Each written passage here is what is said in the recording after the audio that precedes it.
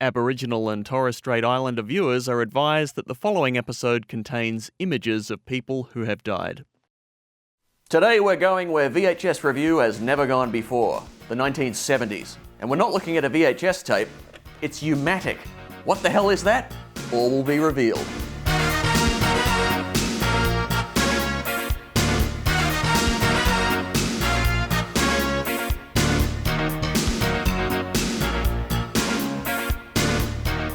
Hello and welcome to another VHS Revue. Today's tape comes from Rhys Marshall, who runs the Flemish dog collection on the Internet Archive. Unlike me though, he's a real video archivist, and he's very kindly donated a few of his oldest tapes for us to have a look at here on this show. So today we're looking at a Channel 7 Brisbane recording from the 1st of November 1978. But before we watch what's actually on the tape, let's talk a bit about the format. This is a U-matic tape, developed by Sony and introduced in 1971 as one of the earliest video cassettes. They had originally marketed it at consumers, but the VCRs were very large, heavy, and ultimately just too expensive. Alexis, the man behind the camera here, actually has a U-matic VCR, which we used for a joke in Good Afternoon Adelaide. That's a bust out my old trusty U-matic. It weighs 31.5 kilograms, and it nearly killed him just moving it from one room to the other. I suppose I could have helped him. Anyway, when Sony released a smaller portable version in 1974, it was quickly adopted by TV stations where it saw success ushering in the modern era of electronic news gathering. Prior to U-matic, TV news out on location had to be shot on 16mm film, which was expensive and time-consuming to get developed. U-matic changed all that. Still expensive, but they could turn around the footage faster, plus you could record over the old tapes. In 1975, Sony shifted focus from U-matic to their smaller Betamax tape format, but ultimately lost the battle for the home video market to JVC's VHS. However, U-matic stuck around well into the 90s. In fact, one of the most iconic videotapes in pop culture history was a U-matic tape. Look closely.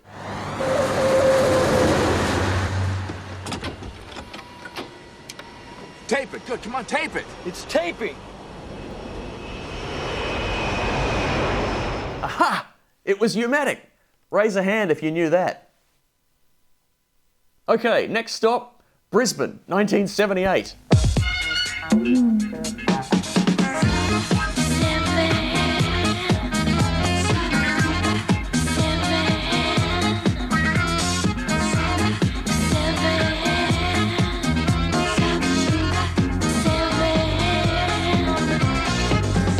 The streets of San Francisco, Thursday, 9:30.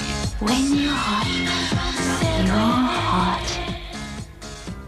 Let's look at some of the cutting-edge technological innovations in 1978. Down through the history of the English-speaking peoples, we've been searching for better ideas for making the early morning cup of tea. Breville have found that better idea.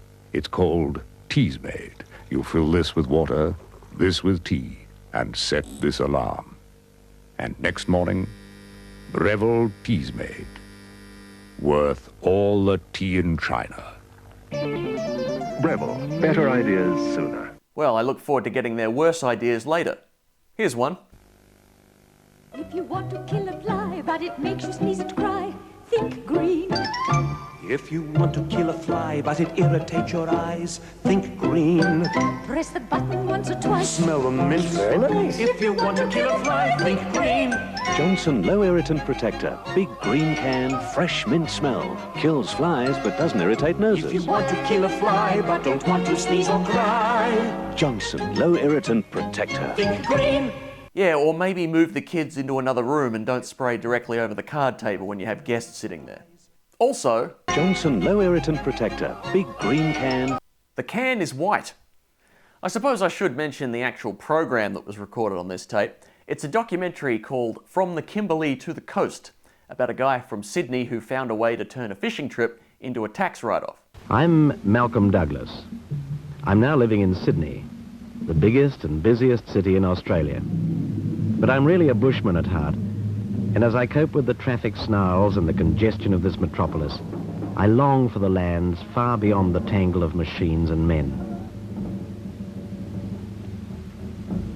During 1971, I spent months exploring the Kimberley coast on the extreme northwest of Australia. This little-known region, with its cliff-locked harbours, raging tides, fighting fish, and tribal aborigines, had a lasting impact on me, and for years I longed to see this wilderness again. So during the early months of 1976, I decided to get my gear together, contact some old friends, and return again to the islands beyond the Kimberley coast.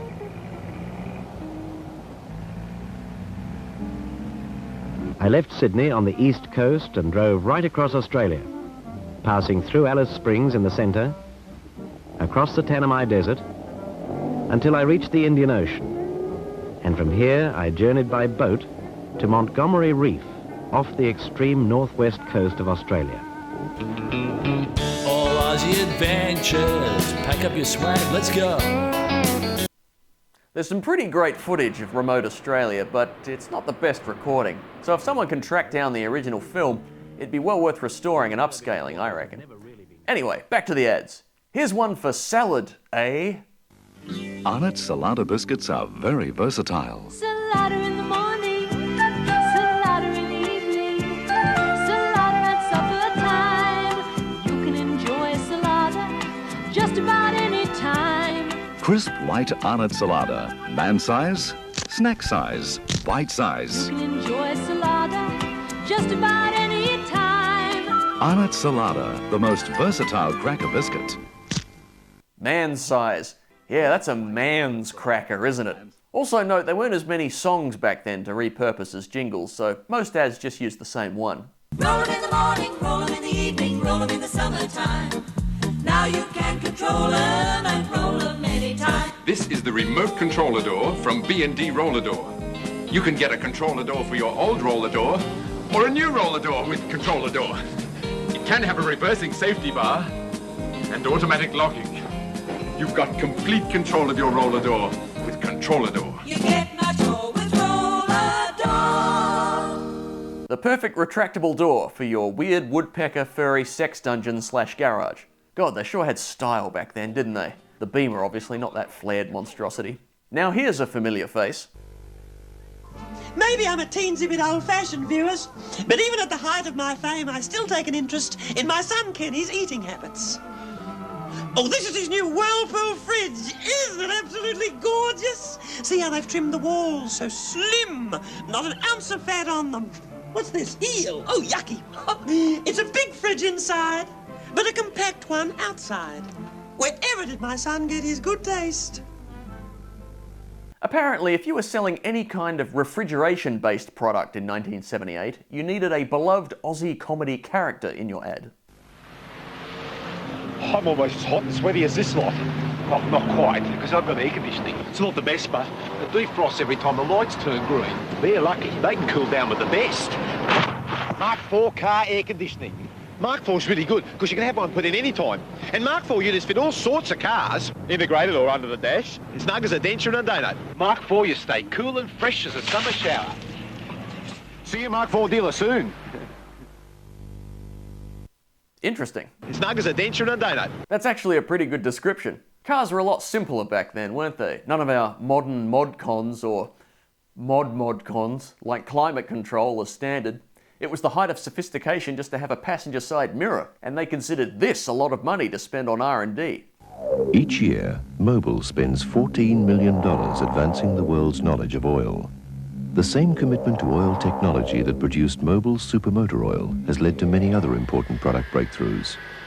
In the field of aviation, there is Mobil Jet Oil 2, the exclusive choice for the jet engines of every Australian commercial airline. New ways to make your engine work easier. From Mobil, making the good moves in lubrication. Sorry. Another common advertising trope is to use an elite upper-class person in your commercial. These days, though, advertisers tend to make fun of a rich character for being out of touch, or in some cases, a meerkat. But more often in older Aussie ads, the elite person is presented without irony, as if they expect us to respect them and not just want to give in to our internalised cultural resentment, key their car and burn down their mansion. Mercifully. Here's a classic example from this 1978 tape. Why the heavy-duty battery, John? Well, because sometimes your car's not used for long periods. Well, that can really drain an ordinary battery. My local BP station is much more than just a service station. It's a shop for all kinds of motoring needs. It's the place for tyres and for batteries, and above all, helpful, friendly advice. Are you making the most of your BP station? Remember, at BP, we like to keep you moving. Geez, look at that. Batteries, tyres, service. Now you're lucky to find a BP with a working pie warmer. This next ad, though, takes the elite upper-class spokesperson to a whole other level. From the day you were married, you and your family have been working for life's little luxuries. Some you can only afford now and again. Tahiti looks nice. Simon, Tahiti. Roger, Wilco. But some luxuries you can afford every day of your life. Cussons Imperial Leather, the pure English soap that lasts so much longer. Cussons Imperial Leather, the pure one. Yes, I think we can all relate to that family of battlers. That's actually what economy class was like before deregulation. Also, I presume this is the captain. Hello, excuse me not getting up, just having a quick bath. Oh well, gin and tonics all round then. The thing I miss most about air travel pre-9/11 was airlines weren't too fussed about what you put in your carry-on. The old man is returning to his family in the town. He knows that he's growing old and frail. Never again will he visit his Wandjina or journey to his beloved country. Obviously today you'd have to check that. Which brings us to...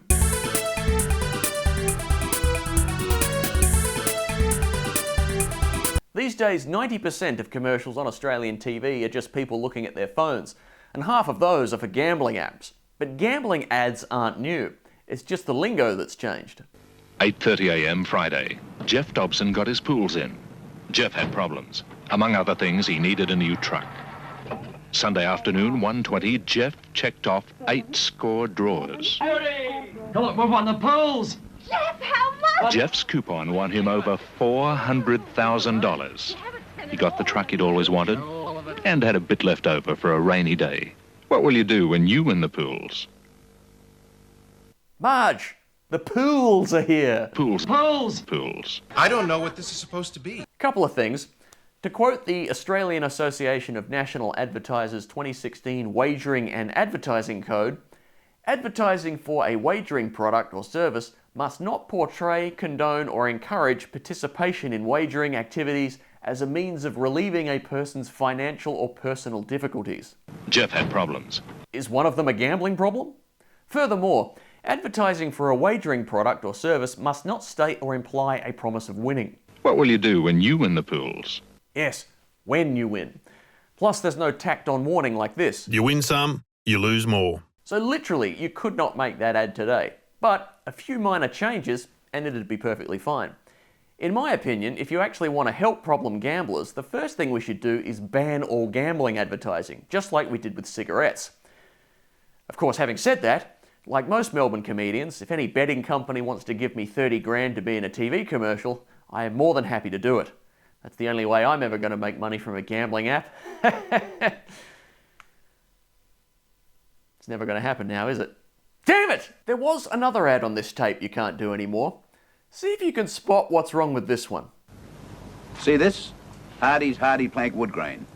The ideal and inexpensive way to extend your home. Hardie Plank Wood Grain is easy to work. Cuts easily with this score and snap knife. Hardie Plank is asbestos cement. It's really tough and non-combustible. Bill, over the road, chose Hardie's Montana for his extension. Good one, Bill. It's all here in these free brochures at better building suppliers. Believe me, Hardie's gives the handyman the professional touch. Don't worry, asbestos is only dangerous if the tiny fibres are released into the air and inhaled. Hardie Plank Wood Grain is easy to work. Cuts easily with this score and snap knife. Stop! He's already dead. Good one, Bill. Believe me, Hardie's gives the handyman the professional touch. If you used Hardie's, I'm sure you were in touch with lots of professionals. Doctors, nurses, lawyers.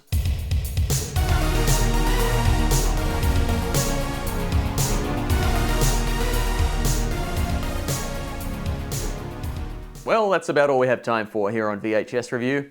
I'll leave you with celebrated character actor Cliff Ellen advertising the paint that best sums up Australia in 1978. Brown. See you next time. Today, we want to tell you about Wattyl Solagard. Right, Chester. Wattyl Solagard is the finish for all outside surfaces. Because it's an acrylic with oil added, it resists cracking and peeling under the hot Australian sun.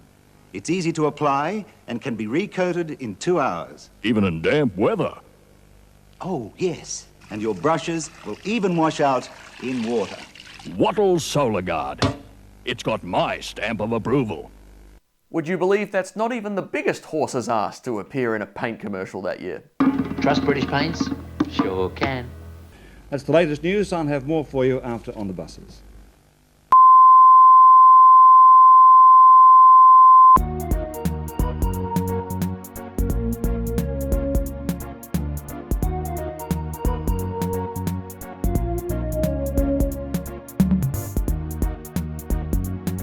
So Hill comes in and kicks a long goal. Oh, point. It went behind the stick. Gee whiz.